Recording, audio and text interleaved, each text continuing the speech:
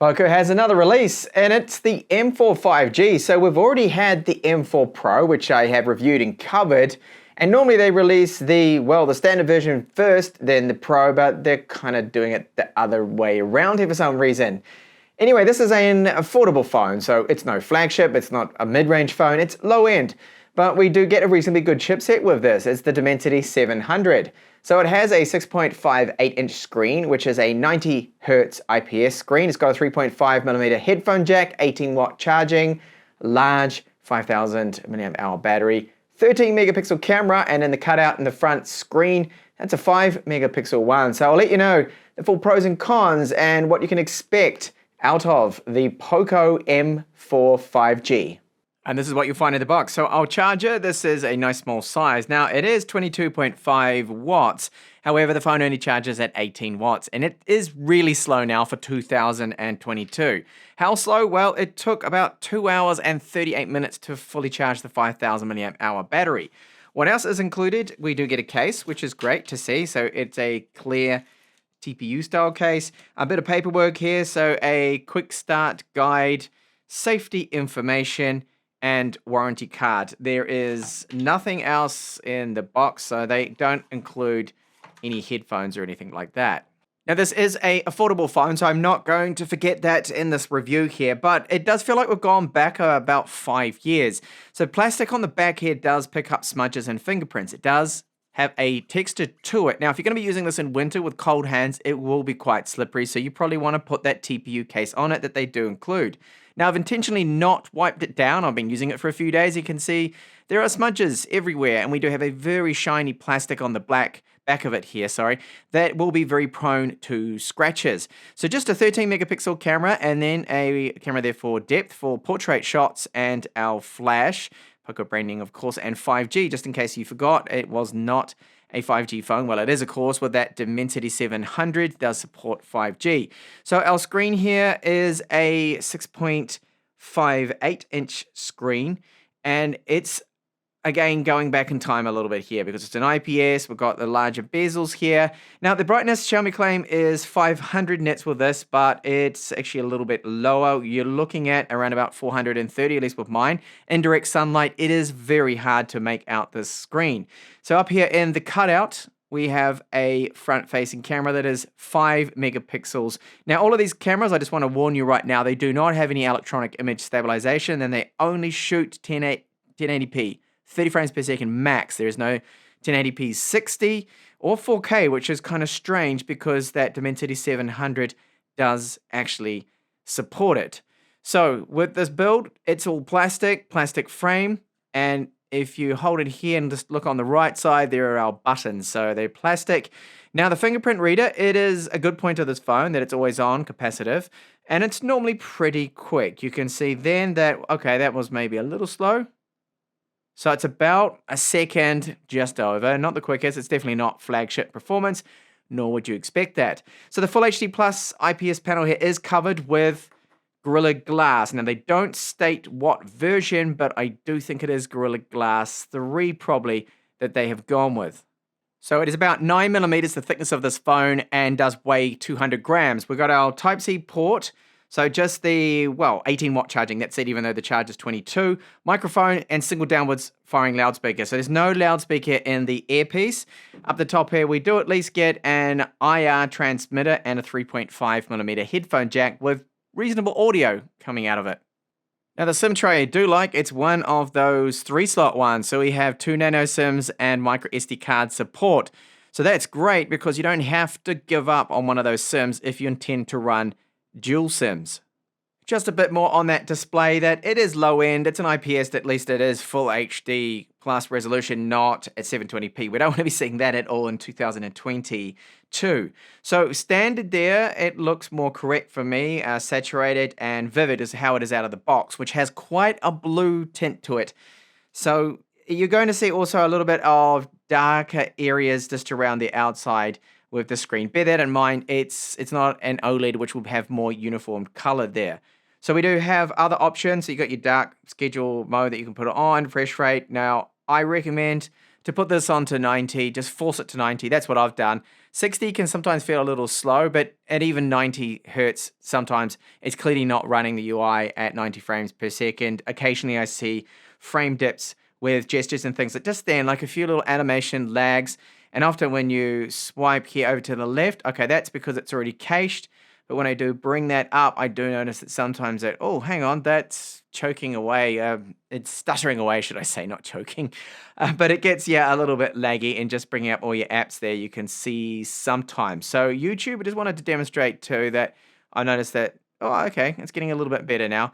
It seems that at first it was quite laggy at times with the scrolling, but no, this is actually performing all right. It could have been something to do with the connection. So overall ROM performance, of course, it is running MIUI 13, based off Android 12, and it seems to be all right, running fast enough. I can clearly tell, well, it looks to me like the settings and other menus, some of them are only running at 60 frames per second, even though the refresh rate is at 90. But hey, for an affordable phone, I think performance is okay for what you'll be paying for this. By the way, at the time of me recording this review, I don't actually know the price of this, but I do have an idea. Now, unfortunately, POCO is still doing this. A lot of bloatware. How much? Well, 2.29 gigabytes worth of just rubbish that you need to uninstall. I know it doesn't take long, but still, I don't like to see this much bloatware. And I really don't like to see this advertising. So when you go to install an app, you get an advert. When you go and just run the cleaner, some other system apps, you'll see advertising. Not great to see. Now, this is very interesting. They've given it a 256 kilobit per second audio bitrate for video, whereas some of their mid-range phones and even flagships are using 96. So this gets a better bitrate. The cheapest phones out there compared to their flagships. I know, I am crossing my face as well, like what is going on? But anyway, so we have API level here with Camera 2 API of full. You want level 3, and it's a MediaTek, so you could have a bit more difficulty finding Gcam ports. And we do have a widevine level 1 cert, good to see. Now, internal storage, very good. UFS 2.2, this is one area where the storage is really quick. No complaints from me about that, especially considering the price. So fast storage and pretty good, decent speed too from the Dimensity 700. So you can get a CPU score there of nearing 100,000 points. GPU is pretty decent as well. And look at this, barely gets warm running this test. So Geekbench 5, run this on your own phone if you want these benchmarks to compare to see if you're gaining performance, or maybe this is even slower, who knows. And what about a stress test here? So I stressed it out and ran it for 15 minutes. You can see the performance drops down to about 80%, then back up to around 90 straight away. So it doesn't throttle much at all. And again, the thermals are excellent. I'll show you later on with gaming that it performs quite well, the Dimensity 700. So charge time, very, very slow. 10% to 100 took 2 hours and 38 minutes. Yes, it is slow. 18 watts. I really wish they had faster charging on this, but hey, it is what it is, and it is a more affordable device, so obviously corners have been cut. Battery life at 90 hertz. Well, this is a synthetic test, but you can compare it to my other reviews. For a 5,000 milliamp hour battery, it's actually not really that good. Real life world use, you're looking at, well, if you drag it right out with very light kind of phone tasks, you're not gaming, you get over about 8 hours, so it'll make it through a full day. And remember, it's going to be very slow to charge it, so you're going to have to do that at night when you go to bed. Audio, very quickly here, there's some good and there's some bad. The good is we've got FM radio. We do have 3.5 millimeter headphone support. The quality doesn't sound as good as the Qualcomm powered devices from Xiaomi, from POCO. So for some reason, the MediaTek here, I don't think is quite well as optimized, but hey, the sound is still reasonably good. But let's get on to the other one, and that is the voice call quality. So it does not seem to have any active noise cancellation. There's no secondary mic to me. It doesn't seem that amazing, the call quality. It's okay at best, really. And we've just got a single downwards firing loudspeaker. It's pretty average. I won't even bother giving you a sample. It's loud enough, but, you know, it's not wonderful. A shame that there's no secondary loudspeaker in the earpiece here. So audio is not really a strength apart from the 3.5 millimeter headphone jack. Finally, gaming, everyone's favorite here, PUBG. You can run smooth or balanced with the ultra frame rate setting, but if you go onto HD or anything higher, unfortunately, you lose that. So you want to keep it on that ultra to get the best possible frame rate. Let's jump into some gameplay now and see how the Dimensity 700 performs. Now I have 1 kill already, and the frame rate has been very good, so it's really smooth. No problems looking down the eye and sights. It's not lagging out. You can aim, you can shoot, you can get your kills. I have noticed that sometimes the screen, I wouldn't call it as being super responsive or accurate. When you get up to like a crate and you need to click on that little icon to look inside the crate there, I've had to tap the screen quite a few times sometimes to be able to do that. A really good performance. And even though that speaker is not amazing, just a single speaker, it is very loud at least, so they've got a good volume with the speaker. So good gaming performance. If you play a lot of PUBG, Call of Duty, just use the lower settings and you will have no problems. So thermals, it's getting a little warm around here, but it's not even warm enough that, no, I don't need to break out my thermal imaging camera at all with this. It's running just fine here.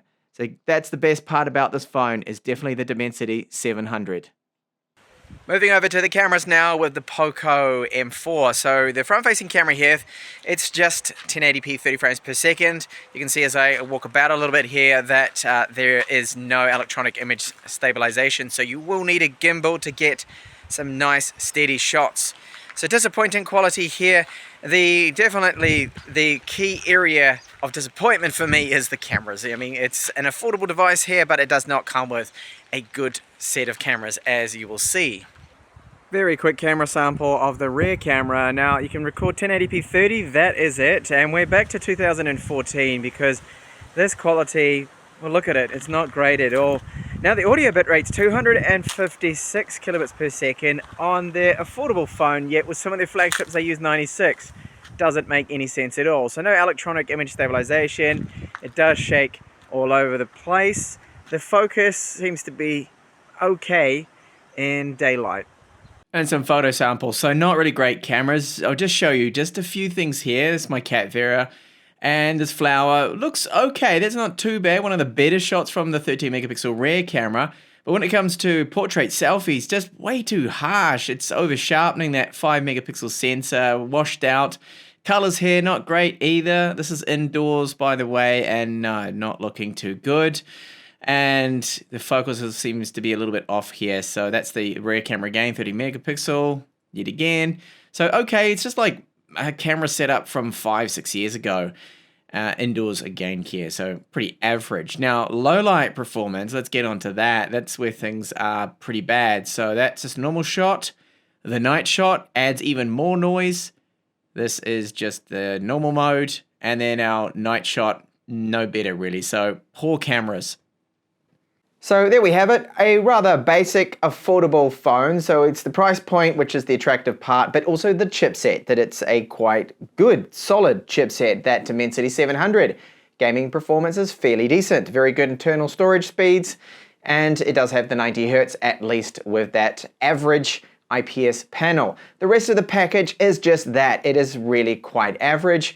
We've got poor cameras really, especially if you record a lot of video. Well, there's no electronic image stabilization. So there we go. After this video, I hope you do have more of a full idea of what you can expect out of the POCO M4 5G. Thanks a lot for watching.